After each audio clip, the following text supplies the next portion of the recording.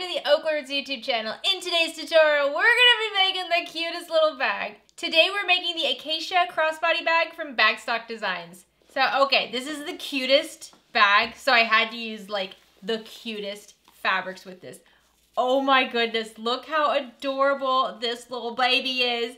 So this is a little curvy bag, and also let me just tell you, it's a free pattern. It's 100% $0, 0 cents. So if you are a newer bag maker and you really want to like dip your toes into curves, this is your pattern. It's gonna cost you nothing, a whole lot of nothing out of your pocket. So let's just walk through this bag real quick. As you can see, it is a crossbody bag. I love my crossbody bags. I have a whole video going over crossbody straps, so if you'd like to check that out, I'll have it in the description of this video. We actually have a whole bunch of new crossbody strap options now, so I'm gonna probably have to make a second version of that video. But we have this little fold over flap. Now you can use a turn lock here, or you can use a magnetic snap. For this one, obviously, I used a turn lock. It flips up just like that. Look at that little envelope detail. I love Bagstock Designs because they always think of these details. They always have these beautiful gussets and then these little envelope, like classic English type design. I love it. So then on the inside, we have a zipper pocket, which is adorable, and then we have a little slip pocket. Now, you can skip the slip pocket. I don't suggest you do. I suggest you include all the pockets in this bag, but if you want to, you can. And then on the front, we have this adorable zipper pocket. Look at this. I love this little pocket. So you open that up. So this is where I would put like my cell phone, maybe some cash, and then on the inside, I'd put my wallet, the basics. On the sides, our strap connectors are done just like this, so they're not in a seam, which might mean it's a little bit more challenging for some, but it also means it's a lot easier to sew this top edge of the bag, which we'll get to in the tutorial. On the back, we just have this basic panel here. You can put whatever you want on there. It's adorable. And then again, over here on the sides, we have this beautiful gusset. So as you can see with this version here, I used vinyl for the front and back panels. I used quilt cotton for the gusset and also for the flap. And then I used waterproof canvas for the lining and waterproof canvas for the handle. Now, you guys know how much I love waterproof canvas, but if you're a beginner bag maker or you're still kind of new to curves and these smaller bags, I do not suggest using waterproof canvas for your lining. It made it very, very stiff. Just the combination of the vinyl and the waterproof canvas made this a very stiff bag. So in today's tutorial, we're gonna use quilt cotton for the lining, and we're gonna use waterproof canvas where we use the vinyl. So we're gonna use waterproof canvas for the front and the back, and then quilt cotton for the gusset and the flap again, and then quilt cotton for the lining. I love waterproof canvas. If you are a stronger bag maker and you're used to this, then definitely go for it. If you just want to give it a try, definitely give it a try. Just be warned that this combination of vinyl and waterproof canvas makes it very, very stiff, which can make it hard on your hands when you're trying to turn things out during construction. It doesn't actually make making the bag difficult. It's just kind of getting the bag turned out that turns out to be kind of tricky with that combination. Also, one thing I want to note is that if you have a fun zipper pull, this is the bag to use it on. As you can see, it just peeks through the side like this, so I use this little key zipper pull here. It is so much fun. So if you have fun zipper pulls and you want to figure out a way how to use them and show them off in a really cute way, this is the way to do it. All right, I'm going to show you what this bag looks like on. Okay, so if I wear this like a crossbody across my chest, this is how it looks. You can see it's very small, perfect teenager bag. Perfect teenager bag. Also perfect for little kids or any of us. This is a great bag to take for us in the summer to like amusement parks, to the zoo, where we don't need to bring a whole bunch of stuff, or you are bringing a whole bunch of stuff, but you're also gonna be bringing a backpack. So you just need the stuff that you're gonna need a couple times in your backpack, but then, you know, your wallet, your phone, things like that, right here in your crossbody. So usability-wise, this is an everyday bag for sure. So thank you so much to Bagstock Designs, as always, for allowing me to use your patterns in my tutorials. Bagstock Designs is one of my favorite pattern writers. I mean, you can blindly close your eyes, pick a pattern, and you're gonna love it. I promise you, every pattern is amazing. If you're new to the OklaRoots YouTube channel, please consider clicking subscribe down below. If at any point you like this video, please give it a like. Any questions, comments, shoutouts, anything at all, leave them down in the comment section. I will have timestamps for this video for every single step. So if you're just interested in one part, make sure you check those timestamps. They're gonna be in the description of this video. So if you go like over here, if you go over here and click the little arrow, it should expand the description, and then there you can find all the timestamps. The timestamps will also be be running along the bottom edge of the video as well. So just hover over that little bar and it should take you straight where you want to go. All right, let's get started. So for this bag, you're going to need a ½ yard of exterior fabric. My exterior fabric today is going to be this waterproof canvas. I'm going to use this for the strap and most of the exterior. And then you're going to need a ½ yard of contrasting fabric. Now this is going to be for the flap and also for the gusset. That's at least what I'm using it for today. And for that, I have this wonderful little quilt cotton. This is from Joann's. It's super cute. And then you're going to want a ½ yard of material for your lining. Now I do suggest quilt cotton for this bag. Waterproof canvas for the lining. It's a little stiff and a little hard to turn and a little hard to sew. So I'm going to be using quilt cotton today. You're going to need about 3 yards of your woven interfacing. This is just Pellon SF101.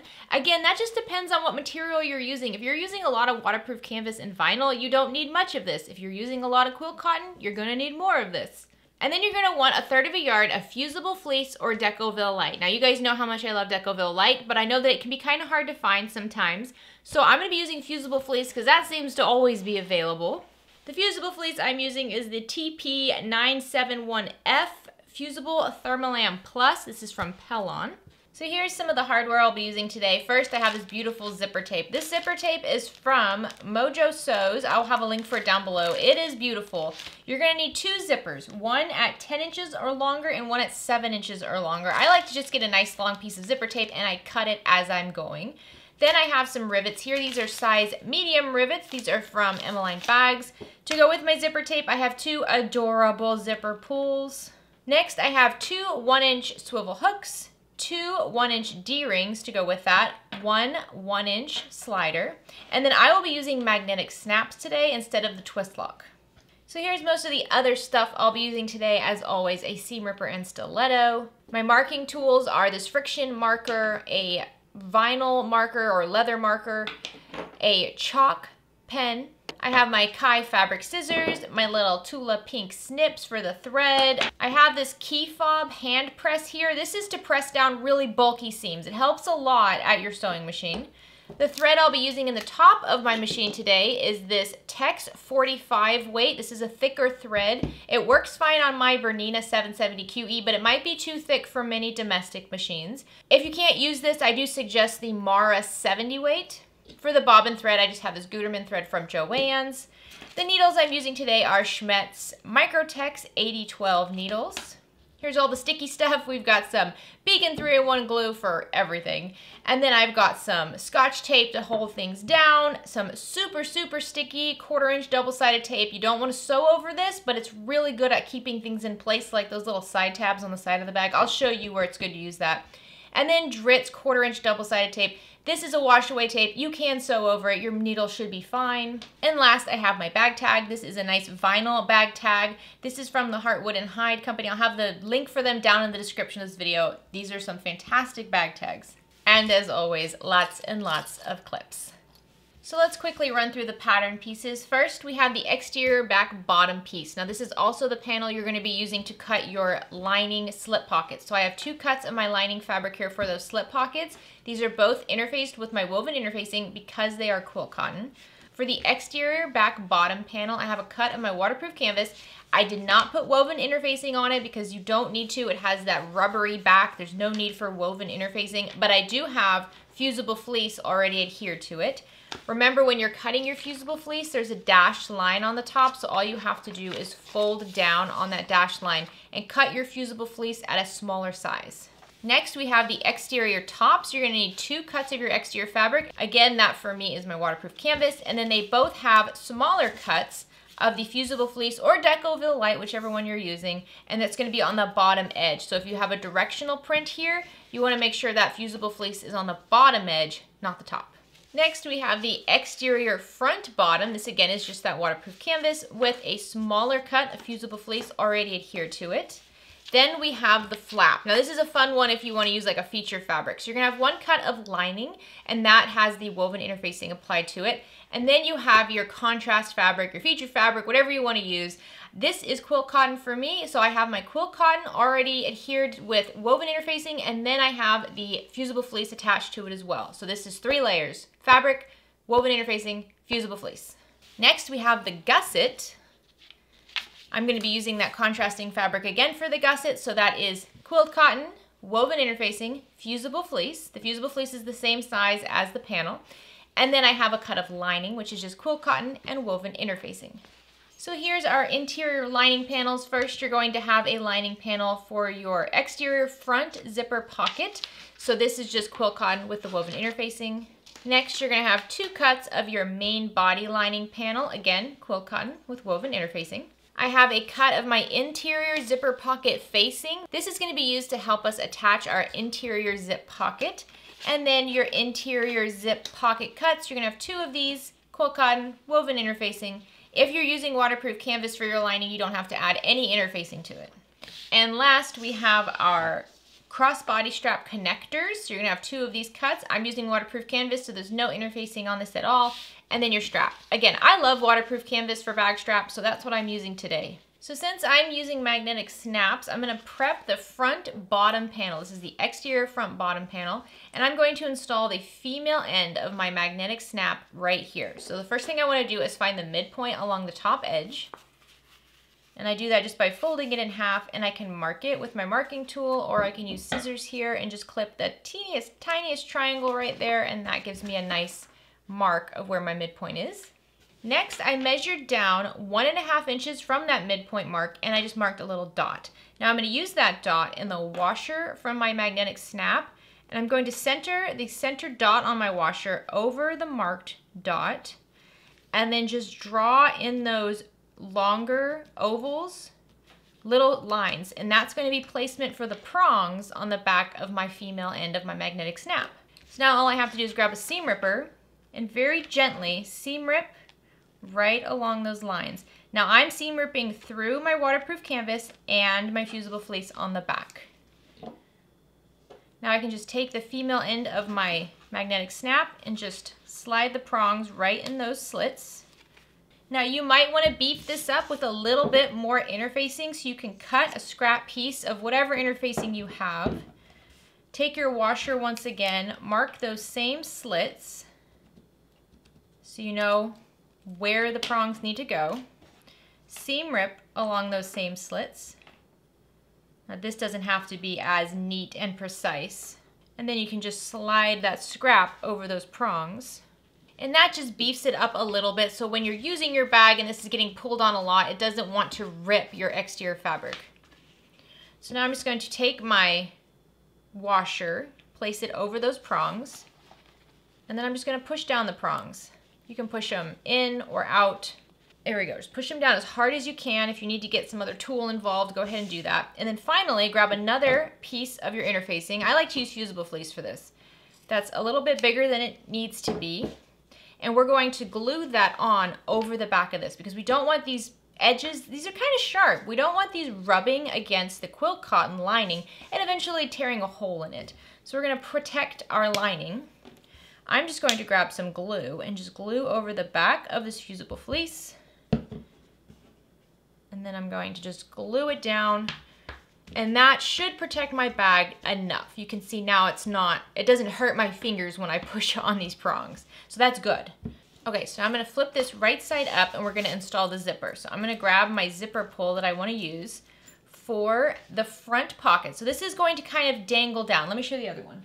So as you can see on this bag here, when the zipper is completely closed, this zipper pull just kind of dangles down. So making sure it's something you like. It should be a zipper pull that it's going to be the most noticeable. The zipper pull inside the bag is not going to be as noticeable as this one. So I'm going to grab this beautiful zipper tape here. And all I do is I just lay out my zipper tape, lay out my panel, make sure my zipper tape is longer than I need it to be, and then I cut it. Just like that. I'm not really measuring it. All right, so now I'm going to add my zipper pull. All right, there we go. And so when the zipper is closed, it should be going towards the left, just like that. So now I have my exterior front bottom right side up, and I'm going to take my zipper pull and lay it right side down. Again, zipper pull going towards the left when it's closed. And I'm just going to pin it to the top edge, making sure that my zipper tape is overhanging on both sides. All right, so now I'm just gonna baste this down at 1/8 of an inch seam allowance, and I am using a zipper foot. Every time I'm sewing by a zipper, I'm using a zipper foot. So now I'm going to grab the exterior zipper pocket lining and I'm going to lay that right side down against the back of my zipper that I just basted on. So again, the exterior front pocket is right side up and then my zipper is right side down.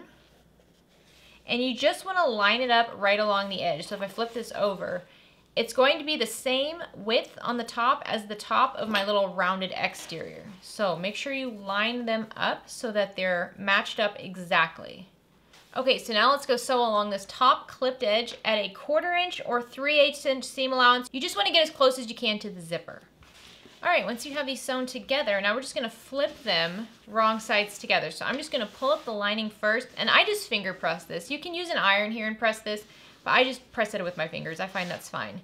And then I'm gonna flip it back so that my exterior panel and my lining are wrong sides together. And you wanna keep this as straight and flat as possible.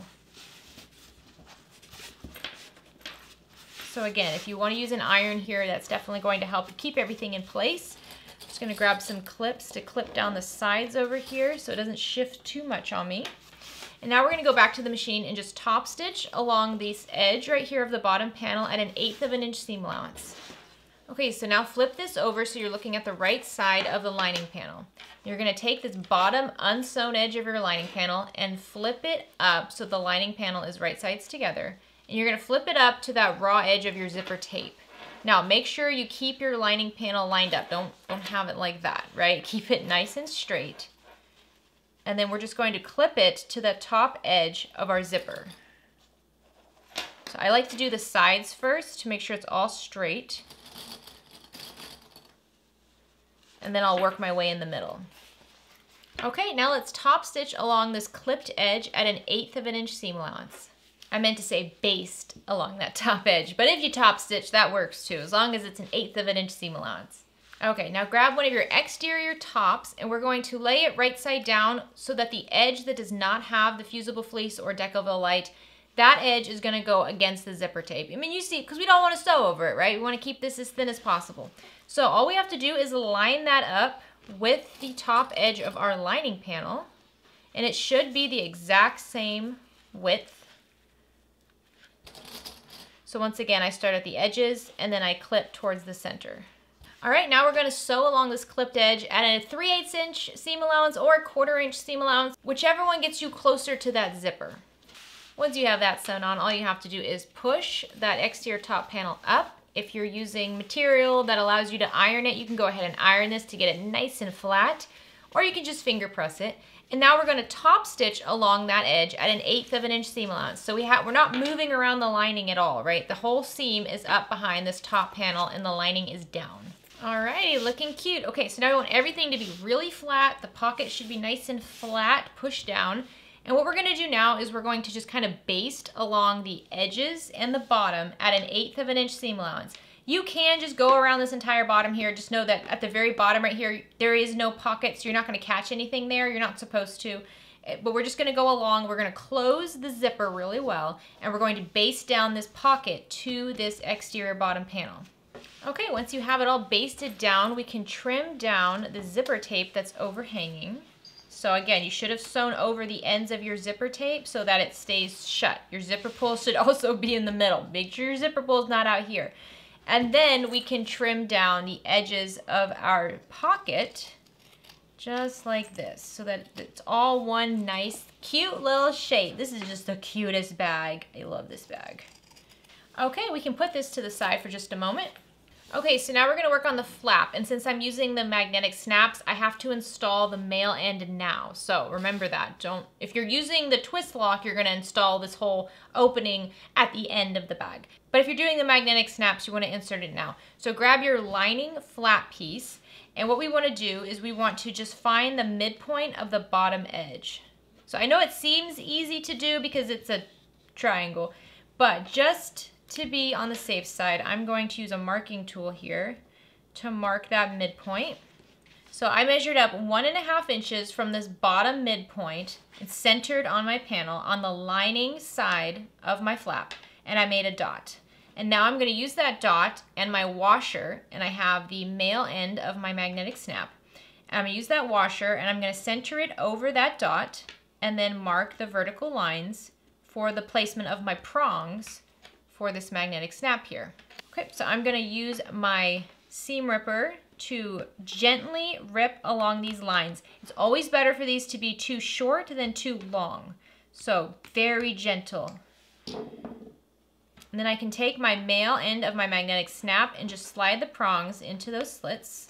There we go. Now we definitely want to beef this up because this is just a piece of quill cotton with woven interfacing. So I'm going to grab another little scrap of my fusible fleece and I'm going to mark those prong placements on it, just like that. And then I will use my seam ripper to cut those lines. Okay. And then I can just insert this over the prongs. So I want to do this before I put the washer on. There we go. And after I have that fusible fleece cut, now I'll take my washer and put my washer on. And then I'll just push down those prongs really, really tight. There we go. And then we're going to grab another cut of fusible fleece. I like it to be a little bit bigger than I think I need it. And I'm going to grab my glue. I'm just going to glue the back of it. A generous amount. There we go. And then I'm gonna glue this on, covering those prongs. So you can see my fusible fleece piece here is a little bit long. I don't want this fusible fleece to get in the seam allowance, so I'm going to just trim it down like that. All right, so now I have the male end of my magnetic snap installed. It's nice and protected. I shouldn't have to worry about it ripping or anything. So now I can grab my lining piece with the magnetic snap and my exterior piece, and I'm going to lay them right sides together. And I'm going to match up all of the edges perfectly. Now I'm going to clip along the sides and the bottom, and I'm going to leave the top edge open. Okay, now we're going to sew along the sides and the bottom at a 3/8 inch seam allowance. Make sure you backstitch at the beginning and the end up at the top here.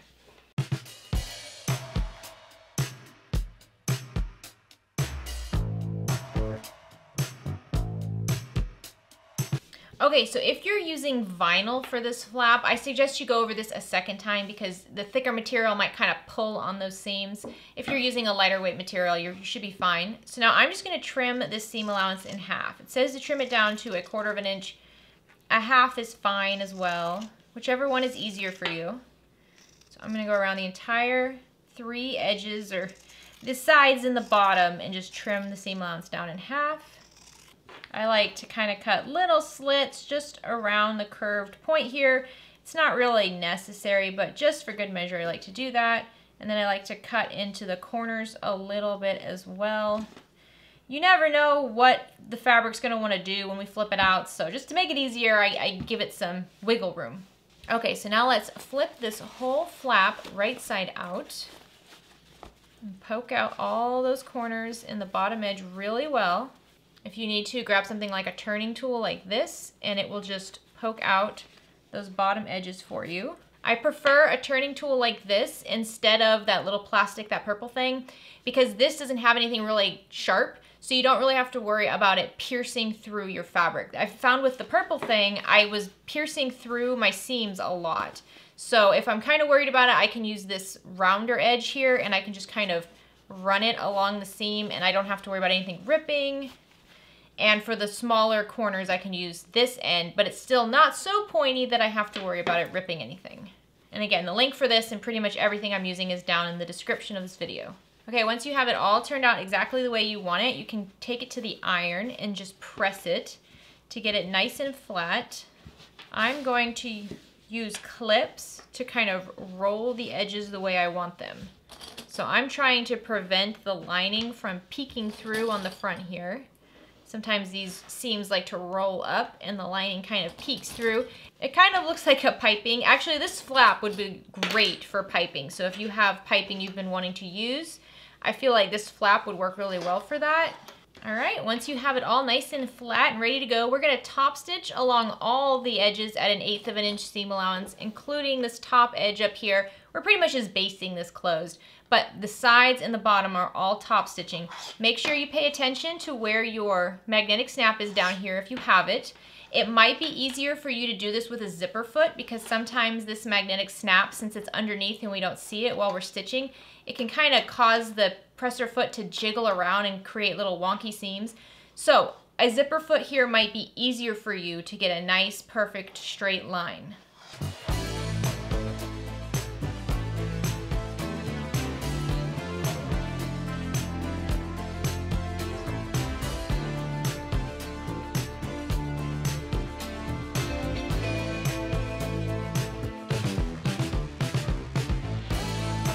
All right, there we go. Look how cute and happy that little flap is. I love that. And I like that we're using the magnetic snap. So if you have a design and you really don't want to take anything away from it, a magnetic snap is the way to go because you don't have the turn lock right here. However, if you have a really cool turn lock, like I had some ones I was thinking about using, I might make another one with this because this is a really fun one to show off a turn lock. So now grab your exterior back bottom panel and lay it right side up. And you might want to just fold this real quick and find the midpoint because we're going to line this up with the flap, but they're not the same widths. So I'm just going to cut right there to find that midpoint. And then I'm going to do the same thing on the straight top edge of my flap. I'm just going to fold it in half. And for this, I'll use a marker. And I just want to find the midpoint. So I'm just going to mark right in that seam allowance. So no further than 1/8 of an inch. And now we want to take our exterior back panel, lay it right side up, take our flap and lay it exterior right side down, so lining right side up, and just match up those midpoint marks. So I'm gonna clip it at the middle first, and then just make sure it's completely straight along this top edge, and just clip these panels together, exteriors, right sides together. Okay, now we can base these two pieces together at 1/8 of an inch seam allowance.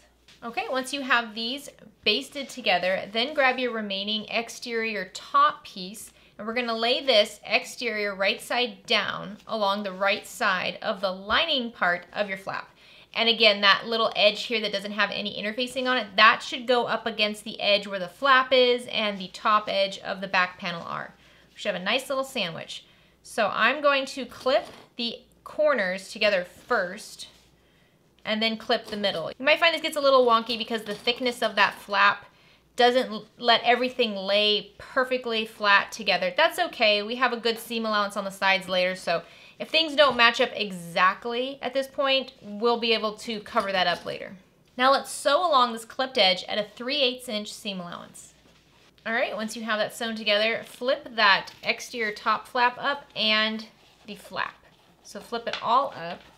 And the seam for all 3 of these units should be down underneath the exterior bottom panel, just like this. So if you're looking at this, you have the exterior of your flap right side up, the exterior of the top right side up, the exterior of the bottom right side up, and all of the seams are underneath this exterior bottom. And that's where they want to go, so don't fight it. Don't try to force these seams underneath the flap. It's no good. So once we have it all laid out the way we want, we're going to top stitch along this bottom panel here at 1/8 of an inch seam allowance, and we're holding all the seams to that bottom panel.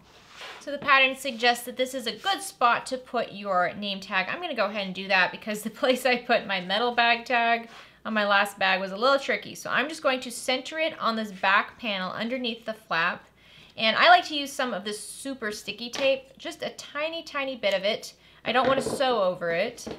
And I'm just going to lay it across the back of my tag, and then I can tape this exactly where I want it. That looks straight enough. I mean, I could measure this, but what's the fun in that?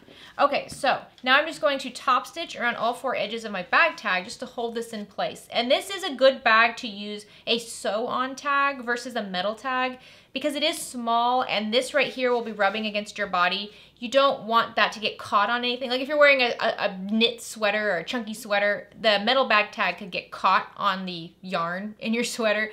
So a sewn-on bag tag for this bag is actually perfect. Okay, so now you're going to take your zipper facing piece. I don't know if you can see, the lighting is kind of abrasive here. But in the pattern, she gives you the measurements to mark a bunch of lines here so you have a rectangle in the middle for placement of the zipper. So I have those lines all marked, and I have that middle rectangle ready to go with a line going down the center of it and my little triangles on the side. So now I'm just going to put this to the side for just a moment. So now I'm going to grab one of the zipper pocket panels and my zipper tape, and I'm just going to again cut down my zipper tape so that it's longer than the pocket. I'll take my last zipper pull and attach that. So now I'm going to take my zipper tape and I'm going to lay my zipper tape right side up, And when the zipper is closed, it's going towards the left. And I'm going to take my zipper lining panel and lay it right side up. And I'm just going to lay my zipper right side up on top of my lining panel. Everything is right side up. And then I'm just going to use some clips to clip this in place. You should have the zipper tape overhanging on both sides. Okay, so now we're going to sew along this edge at a 1/4 inch seam allowance. I'm going to sew it at a scant 1/4 inch seam allowance. So it's just under a 1/4 inch. That way, just in case, my stitches won't be seen in the hole in the end. And you'll see as we go through this, but I'm going to sew it just under a 1/4 inch seam allowance. All right, once that side is sewn on, grab your other zipper lining panel and lay it right side up. Now let's just take this unit that has a zipper, rotate it, so that we can fold that zipper away from the lining panel. Because what we want to do now is sew the other edge of our zipper tape right side up along the right side of the lining panel. So when you do this, just make sure you're lining up the edges. You don't want to sew it on, you know, cockeyed like that. It needs to be lined up with the other lining panel. And then just clip them together. So the wrong side of your zipper tape is going against the right side of your lining zipper panel.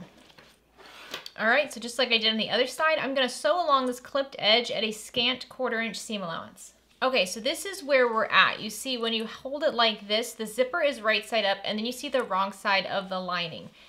What we want to do is flatten this out, because this right here is going to go underneath the hole in our lining for our zipper. Now, with quilt cotton, honestly, you could probably just press this. I mean, you could flip this over and just press these with an iron and it'll get nice and flat. However, if you're using something like waterproof canvas, can be very challenging. So what we learned in another pattern, we're gonna do here. So we're gonna push this down, pushing down that zipper tape nice and flat. And what we're gonna do is we're going to just stitch at an 1/8 inch seam allowance right along the edge of our zipper tape to that zipper panel, and that's going to flatten this out really nice. So we're going to go along both sides, stitching in between where our stitches are, where we just attached, so that scant 1/4 inch seam allowance. We're going to go further away from that towards the edge of our zipper tape, keeping all of this flat, just like this, because in the end we want this to be super flat, and that's going to make attaching it to the pocket much easier. All right, there we go, perfect. Now it's just super flat. Now you can use tape, you can use glue, you can press it with an iron. There's a lot of different options to accomplish this. Sewing though might be the easiest and quickest option for you. So I wanted to make sure you knew about it because it was something I didn't learn until just recently. Okay, we can set this to the side for just a moment. Now we're gonna grab our lining main panel and we're gonna find the midpoint along this top edge. There we go. And I'm also going to find the midpoint along one of the long edges of this little facing panel here that I marked my rectangle on.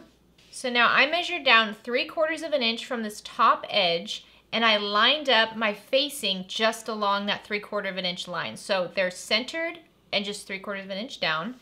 Now, depending on your material, you can use tape or you can use pins here to hold this in place. Since I already have the tape out, I'll use tape. If you're using waterproof canvas, you probably want to use the tape. Otherwise, you can just use metal pins to hold this down. You just want to hold this facing down while you sew it on. You don't want to have to worry about it moving and then having to remeasure and adjust. It's always about making everything as easy as possible. There we go. So now we're going to take this to the machine and we're going to sew along this inner rectangle. So this little inside rectangle here, we're going to sew along the 4 edges, just right along those lines. All right, once you have that stitched in place, you can remove your tape or pins, whatever you use to hold it together. Grab your seam ripper and seam rip right in the middle along that middle line inside that rectangle. Just enough to get your scissors in there. So now we're going to trim along that middle line until we get to the point of our little V's, our little triangles down here. And then we're going to veer off and clip along all the way to the corner of our stitches. You want to get as close as you possibly can to the thread without actually cutting those stitches. It's a game of chicken, honestly. Okay, now what you want to do is fold this facing into that hole that you just cut. And it might be easier for you to do one side at a time. So take one long edge, fold it back, and depending on your material, you can press it with an iron or you might want to tape this down if you're using waterproof canvas. If you're using waterproof canvas, this all gets very, very stiff. So I would suggest quilt cotton for this. And we're just going to fold it wrong sides together. And I'm gonna actually grab my iron and I'm gonna press this with an iron. So here we go, I just kind of have a rough pull of all this. And you don't have to do this all at once. So I'm just gonna do this top edge right here first, trying my best to keep everything straight. It gets a little tricky, especially if you're using quilt cotton. But I'm just gonna press along that top edge to flatten it out. And then I'm gonna push down the bottom long edge and press along that edge. And then I can just kind of put it over the whole thing. Okay, and you might notice even with pressing it, let's look at the front. You can press the front too, but that looks fine. Even with pressing it, sometimes it still doesn't want to stay in place. This is when you just grab your tape again. So I'm just gonna use those pieces of tape I already used, and I'm just gonna tape down those long edges. Masking tape is great because if you do sew over it, it's fine. It's not gonna hurt your needle. You can still rip it out of the seams, no big deal. So I just have that ready to go. Now take your lining zipper pockets with the zipper and lay them so that the zipper's right side up, the lining pockets are wrong side up. Take your lining panel with your little window, and laying that right side up, just put it over your zipper, just like that. Your zipper should go right in the middle. Now, before we tape this down, fold up the sides and make sure that the edge of your facing lines up with the edge of your zipper pocket. So mine's just a little bit to the right. Not a big deal, but there we go. So that's lined up. Now I'm gonna line up the other side, make sure that's lined up. Okay, we're good. And then also make sure the zipper is straight. So I like to have the zipper pull in the middle first, kind of take a look at it, and then pull it all the way to the side. And just get it as straight as possible. You might find it helpful here to use some Tuts double-sided tape so we can just kind of pull this back. And then put our tape right along the edge. So don't let that tape go past the innermost stitches. So that scant 1/4 of an inch, don't let the tape go past that because we don't want to see the tape in the end. There we go. Just do that. And then I will remove the paper from this top tape. There we go. Just remove that and then I'll put this back down. Okay, so I've got the top taped down, so I'm gonna do the same thing on the bottom. My zipper pull is out here, it's not tucked underneath anywhere. I'm gonna fold the whole unit up, grab my Tuts tape, add it to the very bottom edge of my zipper tape, push it down nice and firm. Remove the paper, and then push down the lining panel.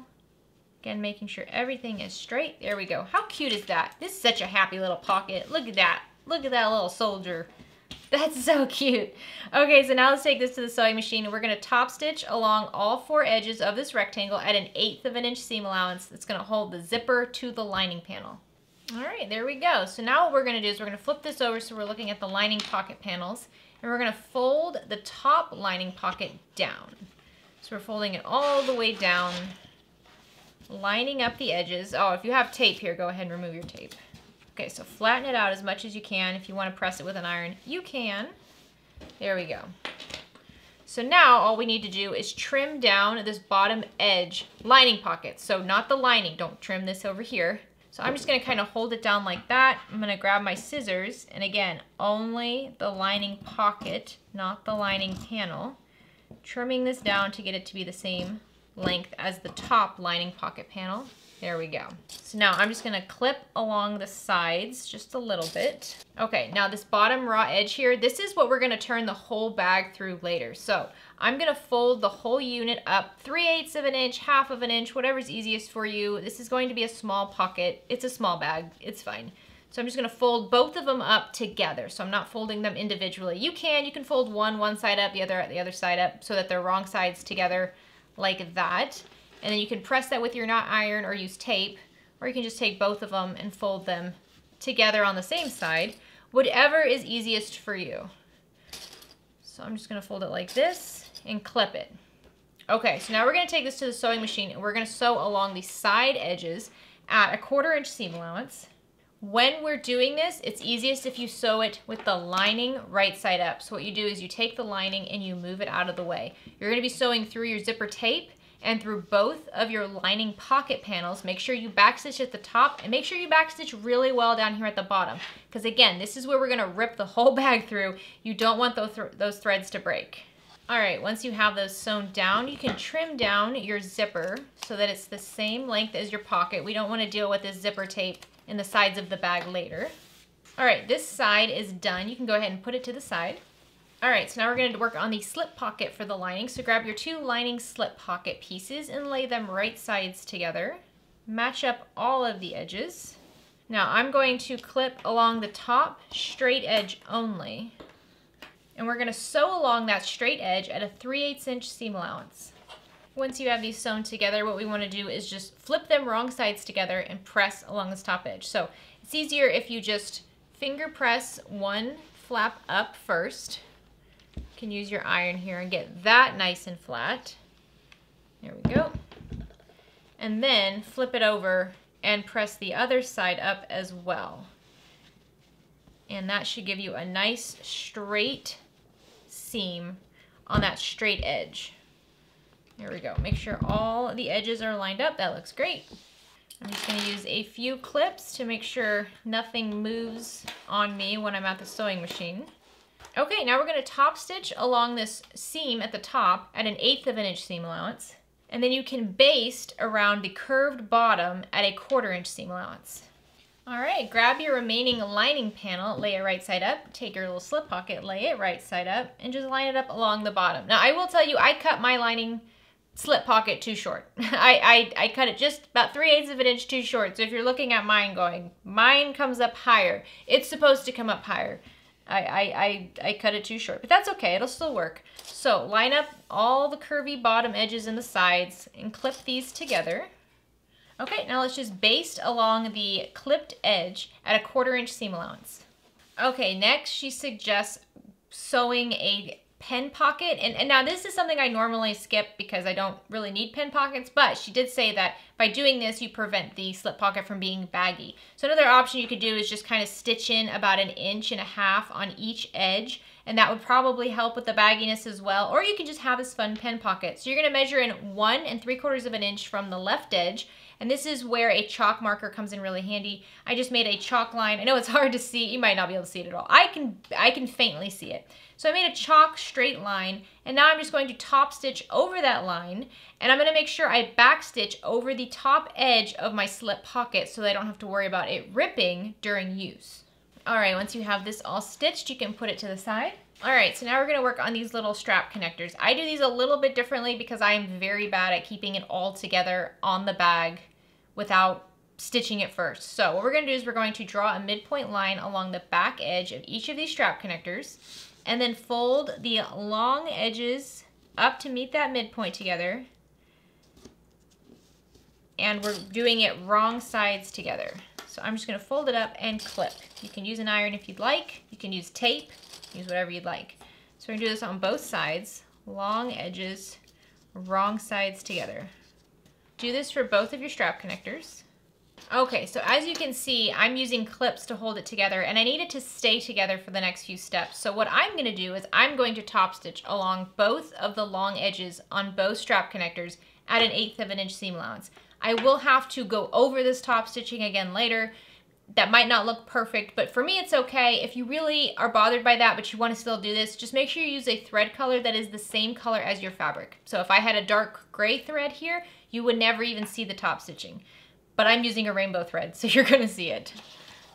Okay, so now on the back of your strap connectors, fold it in half, and we wanna mark that midpoint. So on the very back, this won't be seen. I'm just gonna draw a line with my vinyl marker because it shows up the best. So I'm doing this on both of my strap connectors, just folding them in half and finding that midpoint line and just marking it. There we go. So now grab one of your D-rings and slide it over so that you can wrap your connector around just like this. And the raw edge of the connector that's going through the D-ring needs to wrap around and meet that midpoint mark that you made. So I'm just going to do that and add a couple clips. Just like that for now. So I'm going to do this for both of them. Okay, so now we're going to take this to the sewing machine and we're going to top stitch right underneath that flat edge of our D-ring. So you might want to use a zipper foot here to get as close as you can. We want this to be nice and secure in there. Make sure you backstitch at the beginning and the end of each of these little edges. We're just doing a very small straight edge. All right, forgot to record that, but I got that little line top stitch. They're kind of wonky. It's fine. It's fine. Okay, so now I'm going to grab my super sticky tape again, and I'm going to work on the back of these connectors. So I'm just going to cut a short piece, maybe an inch. That's about it.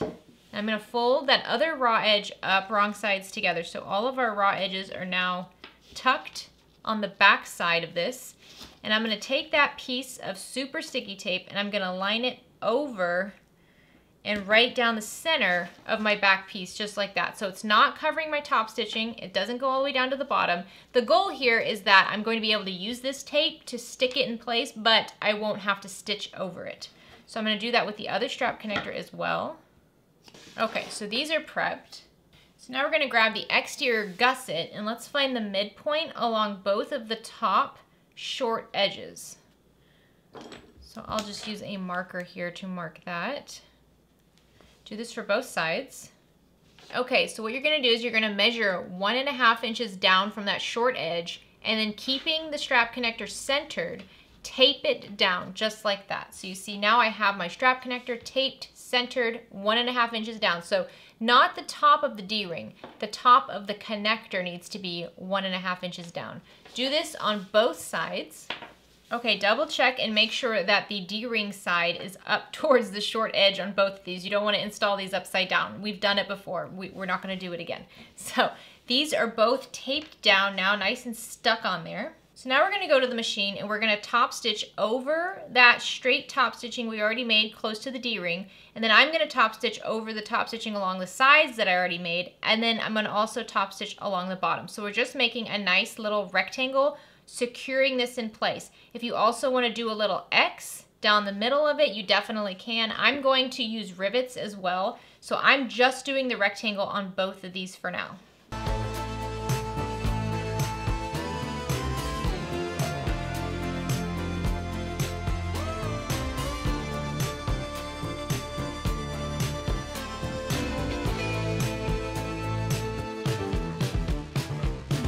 There we go. How cute are those? Okay, so now I'm gonna put some rivets on here. We're gonna do 2 rivets on each of these. I just eyeball it. And if they're not the exact same measurement on both sides, you know what? It's gonna be hard to look at both sides of the bag at the same time when it's finished, so no one's gonna notice. So I just mark my little dots.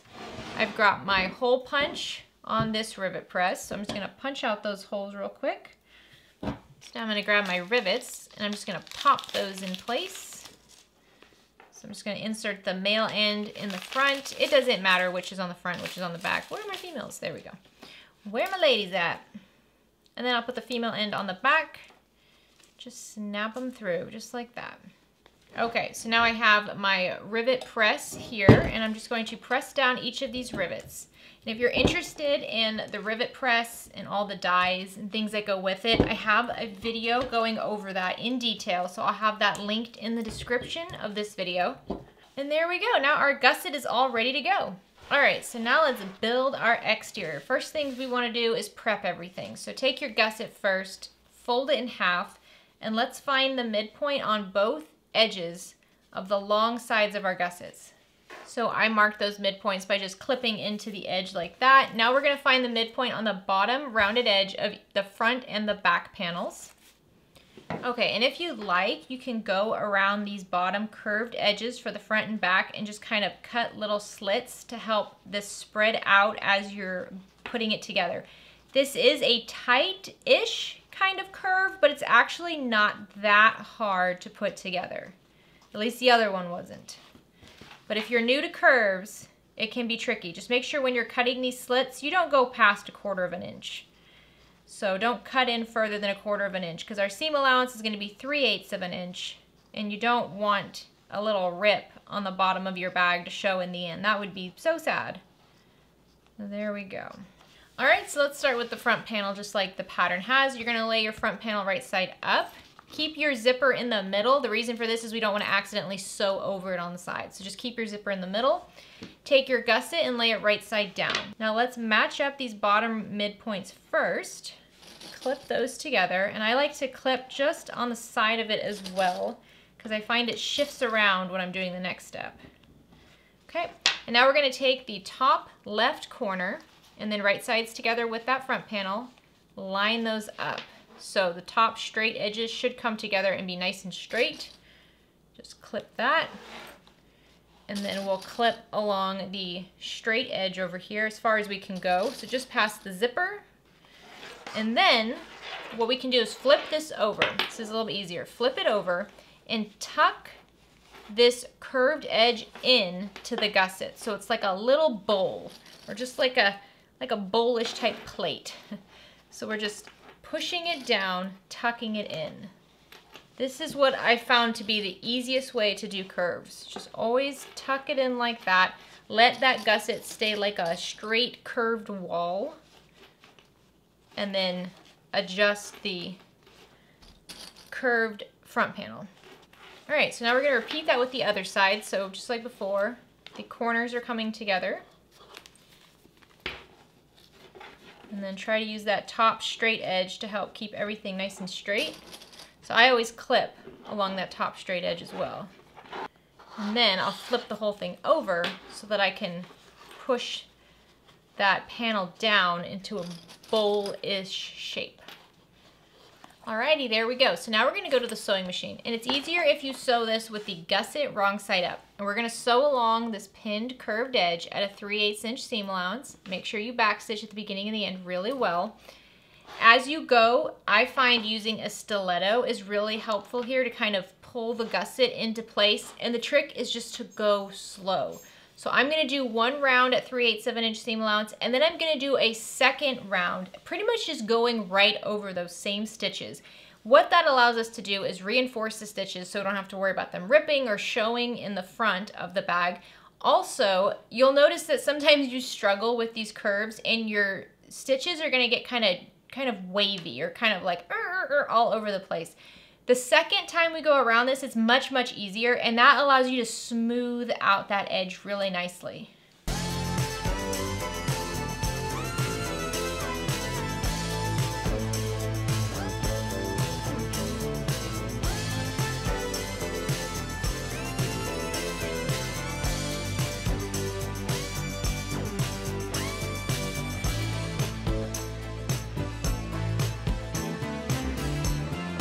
Okay, so that's actually not that bad. So you can flip this out real quick to make sure you don't have any big pleats or anything. I find that this is all pretty forgiving. There we go. How cute is that? Isn't that sweet? Oh, this bag is gonna be so sweet. Oh, I love making these bags.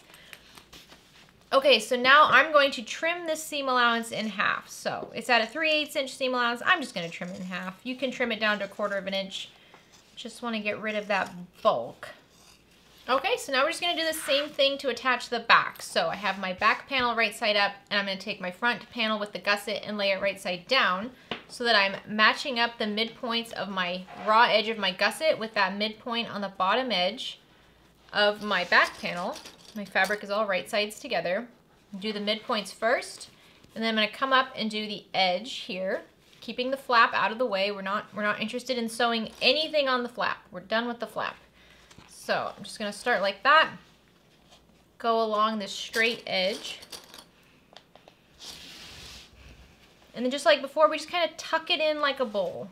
It really shouldn't give you too much trouble. Okay, now I'm gonna do the same thing on the other side, just matching up those top corners. Again, if I need to, I'm pushing that flap out of the way. When you're at the machine, just make sure you just pause and check your flap. You don't want to accidentally sew over the side of your flap. It shouldn't get too close to the seam allowance, but it feels like it's really close to it. Okay, so just like before, we're going to sew along this clipped edge at a 3/8 inch seam allowance. I'm going to do it a second time as well. Make sure you back stitch really well at the top. Do not sew over your flap. Push it out of the way if you have to. Just like before, it's easiest if we do it with the gusset wrong side up. So that means you will be pushing this other side out of the way. Don't worry about wrinkling things. We can steam it, we can press it. It's gonna get wrinkly. We'll fix it all in the end.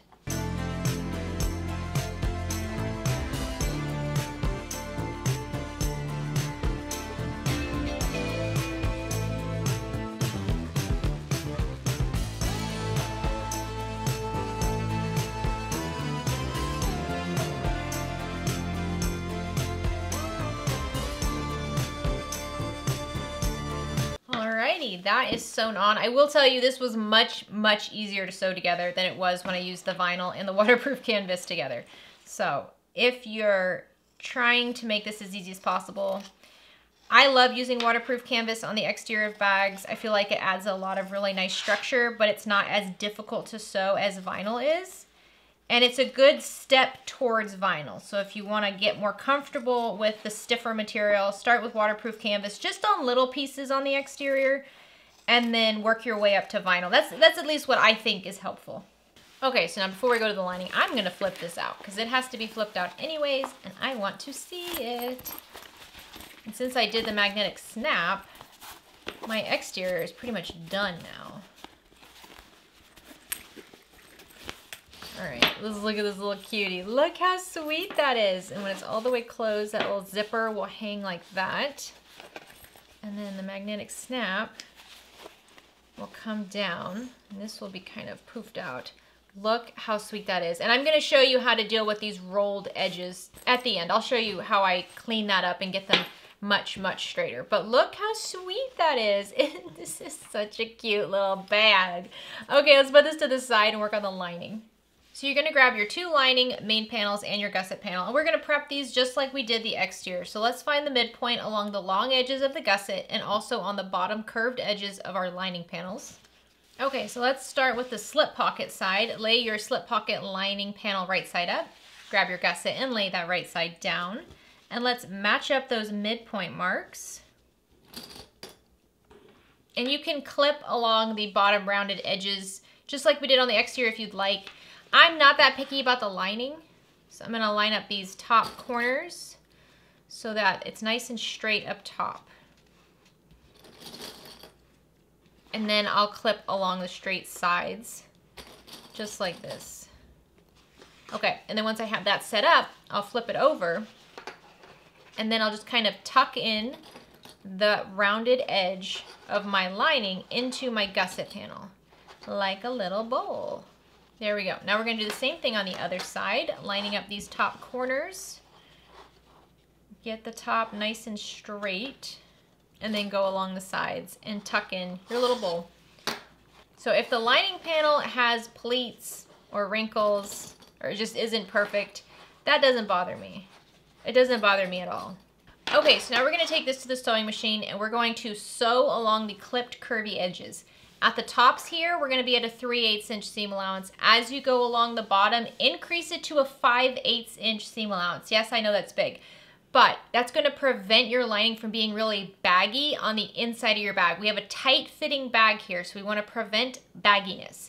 So 3/8 of an inch at the tops, increase it to 5/8 of an inch. As you go back up, decrease it to 3/8 of an inch. Make sure you backstitch well at the top. I'm not going to be doing a double row of stitching. I'm just doing 1 row of stitching.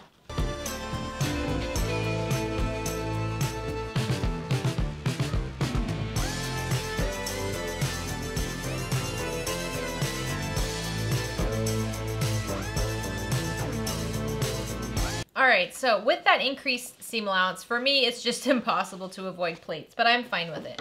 So now we're gonna trim down the seam allowance to about 1/4 of an inch. So I'm cutting it more than in half because I really wanna get rid of all this baggy seam allowance over here. All right, so there's one side done. Let's just repeat that with the other side. Now this time, let's open up this pocket. Make sure this zipper pull stays out of the seam though. So depending on how big your zipper pull is, it can sneak its way over there. We don't want it over there. So we're gonna take this panel with the zipper and lay it right side up. Take your panel, it's already attached with the gusset, and lay it right side down. And then just line up that midpoint on the raw edge of your gusset with the midpoint on the bottom edge of your lining panel. And then let's clip the top corners. We can just do both of them while we're here. And then flip it over. And then just tuck in those curvy edges. All right, so just like before, we're gonna flip this so that the gusset is wrong side up, and we're gonna sew at a 3/8 inch seam allowance to begin with, increase it to a 5/8 inch seam allowance, and then decrease it to a 3/8 inch seam allowance back at this top over here. This helps keep that lining from being too baggy. Make sure you backstitch at the beginning and the end.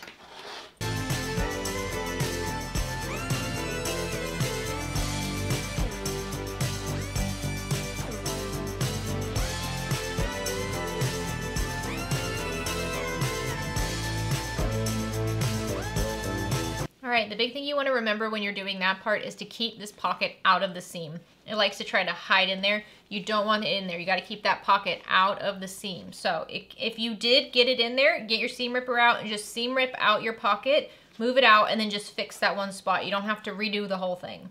So now I'm just going to trim down this seam allowance to 1/4 inch. Okay, so now you should have your lining panel wrong side out and your exterior panel right side out. Let's take this flap and just push it back like that. We're gonna take our exterior panel and we're gonna put it into the lining panel so that the exterior and the lining are right sides together. Make sure the back panel with the flap is up against the edge of your lining with the zipper, and make sure that zipper is open, okay? So we're just gonna tuck this in just like that. And remember, your lining unit here is smaller than your exterior, which means it's not going to just fit in like a glove, right? You're gonna have to really smush it in there. Make sure your D-rings are pushed down. They're not facing up. Here we go. So you just gotta smush it in there. Now the first thing we're gonna do is line up our seams. If you'd like, you can press your seams open. I find just pressing them in opposite directions is fine. Where these seams are is where we're gonna have some bulk when we top stitch. So if you need to, you can take your scissors and trim down the fusible fleece out of the seam. So I did that on the last bag because it got very thick. I just pulled the edge of the fusible fleece away and trimmed that down with my scissors. The material I'm using today is a little bit thinner, so I think I'll be okay. And I'm just folding my seams in opposite directions, kind of hugging them in with one another. There we go. Clip those first. Do this on both sides. And like I said, you really got to smush that exterior down in there because it's going to fight you. All right, once you have those corners clipped, now go around and clip the entire top edge of your lining and exterior together. All right, once you have this whole edge clipped, now we're gonna sew along the top edge at a 3/8 inch seam allowance. I am gonna go around twice. This is a small area here, and depending on your material, it could be very stiff. I actually find this easiest if I remove the table off of my sewing machine and I wrap this around the arm underneath my needle and just go along like that. That's how I find it easiest to sew this.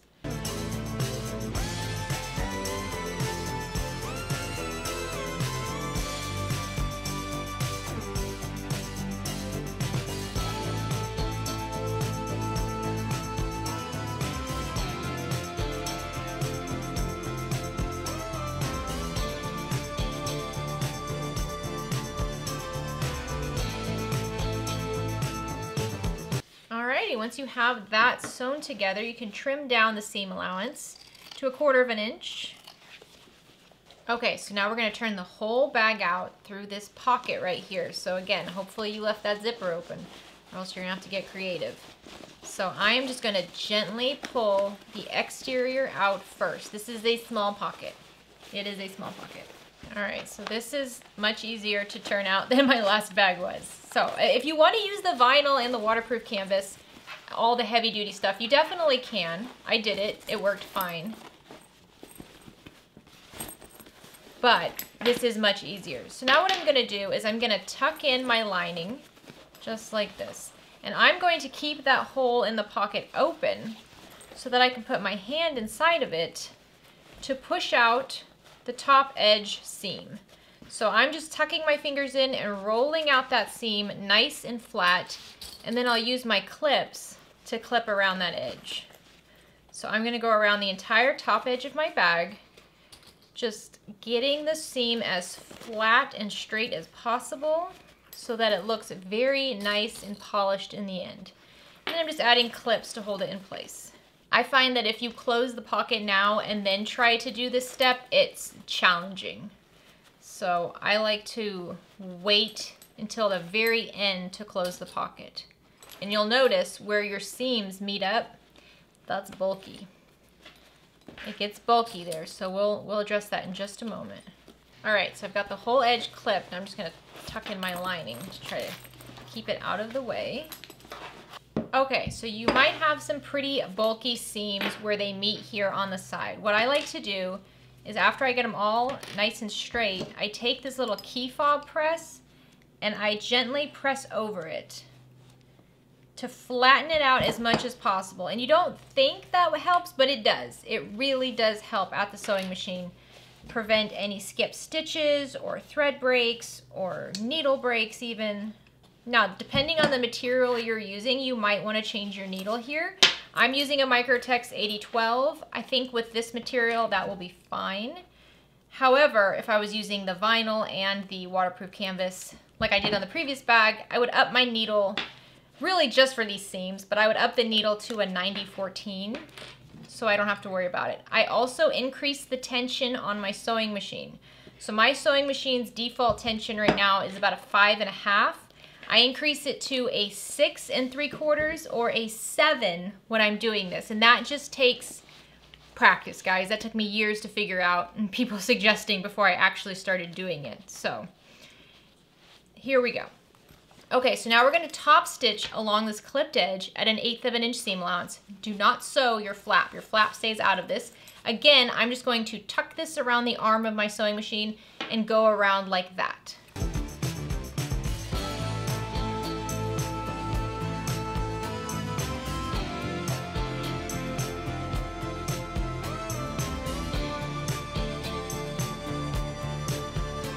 Alrighty, look at that. It's so cute. Oh, I love it so much. Okay, so I know you're probably wondering, but it's all tucked in. We're not gonna leave it like that. First, this flap needs to be pressed. It needs to be ironed real bad.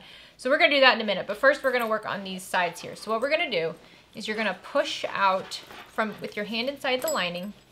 You're going to push these seams and roll them, okay? So we're rolling them so that that front panel goes over the gusset, okay? And then you're going to clip it. And you can see on your clips, you have like a flat edge of your clip and a round edge. I put the round edge over the front panel. So I'm rolling it, and then I put the round edge over the front, all the way up to the top. Even with vinyl, I do this. You can use scrap pieces of fabric here underneath your clip and then clip it on if you're worried about the little teeth on your clip leaving permanent marks on your vinyl. I've done this on every kind of vinyl and I've never had those little teeth stay permanently, but if you're concerned, you can definitely do that. So you see how I'm doing this? I'm just taking it and I'm rolling it like that. And I'm tucking that gusset in behind it. And just this act is usually enough to keep that seam the way you want it. And then I'm going to keep these clips on for the rest of the tutorial and maybe even overnight if I feel like it needs it. There we go. So you see how much better that already looks? You see how it's the way we want it versus this right here where it kind of bubbles over. So I'm going to do it to the back as well. Okay. So I've got that all clipped. Now let's just press this flap real quick. This flap is too cute to be wrinkled. So I'm just going to push it up. Again, I'm using quilt cotton here so I can press this without a problem. I don't have any vinyl, so I'm not worried about the iron touching anything. So now with it warm, I'm going to gently fold it over into the shape I want it in the end. And if you're using Decovil Light, that works really well because once you have it nice and hot, you can fold it the way you want it, leave it, and it will pretty much stay like that. Fusible fleece, if this gets mushed around somewhere, it's gonna get crinkled, but I can always iron it again. But look how sweet that is, and look how that little zipper pull right here, look how that just pops out. I love this bag. Okay, let's make the strap now.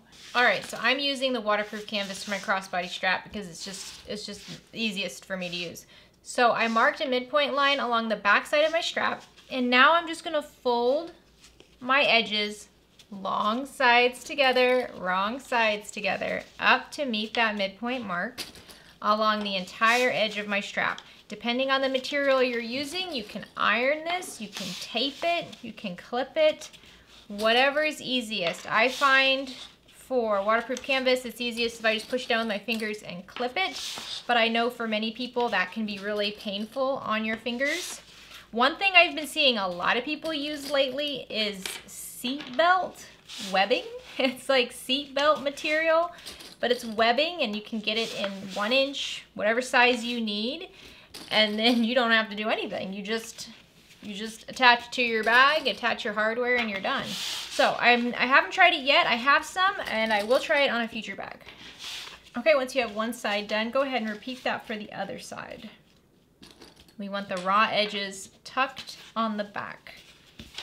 Okay, so once I have it all clipped like that, I'm just gonna unclip the short edge over here, and I'm gonna fold the short edge in, wrong sides, together between 3/8 of an inch and 1/2 of an inch, and then holding it like that, I'm gonna refold the long edges in.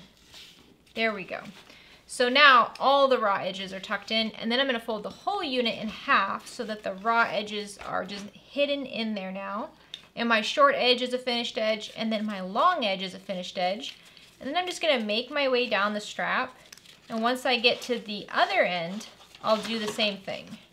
Okay, now on this remaining short edge, I'm gonna do the same thing. I'm just folding it in. I'm not measuring it. I just fold it in enough to make it easy.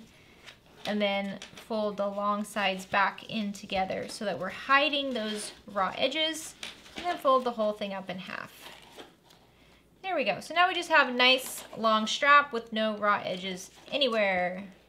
All right, so now we're gonna take this to the sewing machine and we're gonna top stitch along all 4 edges at an 1/8 of an inch seam allowance.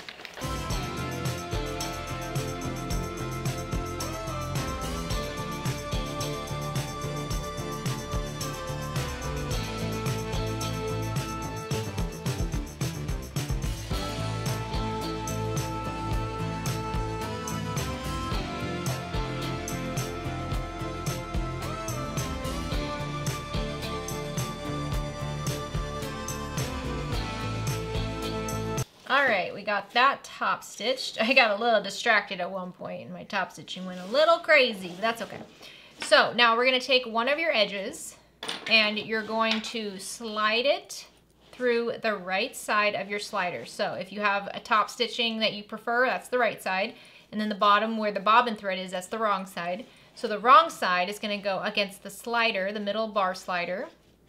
And then you're just going to wrap it around just like that. And you can have it overhang an inch, whatever's easiest. Now you can sew this at the sewing machine, just create a little rectangle with a little X, that'll hold it in place perfectly.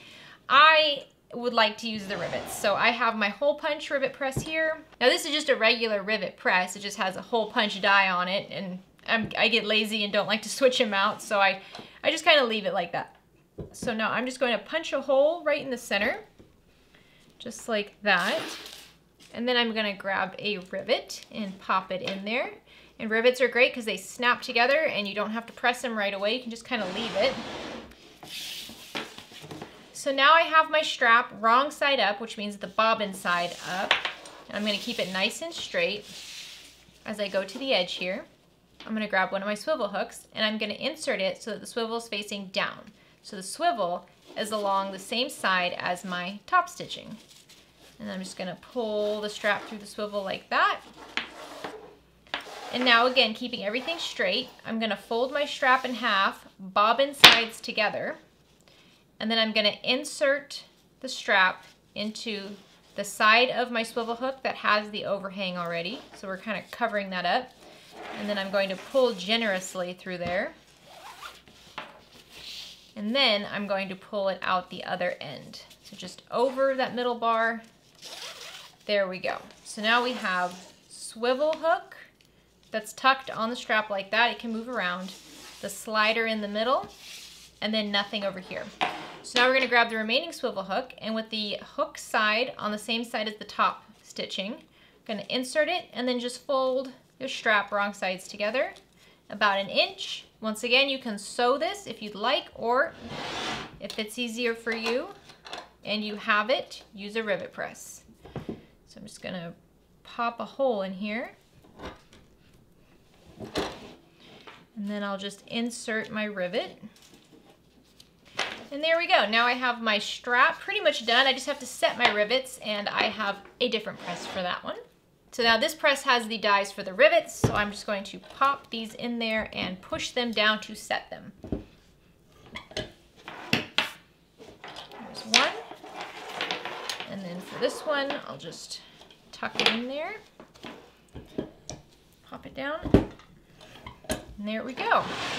And now the crossbody strap is done, the bag is done. All we have to do is put it together.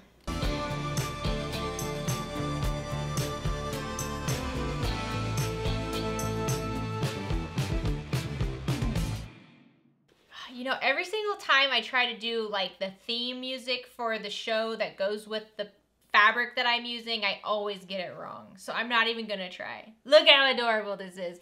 As you can see, I took all the clips off, and now since I did that, the gusset doesn't roll over as much. You still see it peeking around the edges, but as you can tell from before, whenever we didn't clip it, the gusset really like sucked in the back and the front panels, right? And now it's just kind of squishy and soft. So here is our crossbody strap.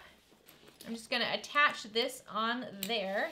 And there we go. Adorable. Look how cute that is. And I love that we use the little magnetic snap on this one. It allows you to see your design a lot more. For this fabric particularly, a turn lock would have been fine, but I do love that we use the magnetic snap. The magnetic snap is definitely easier to install. So if you're a beginner, you're not quite sure, this is an easier bag to make. The quilt cotton was so much easier to use for the lining.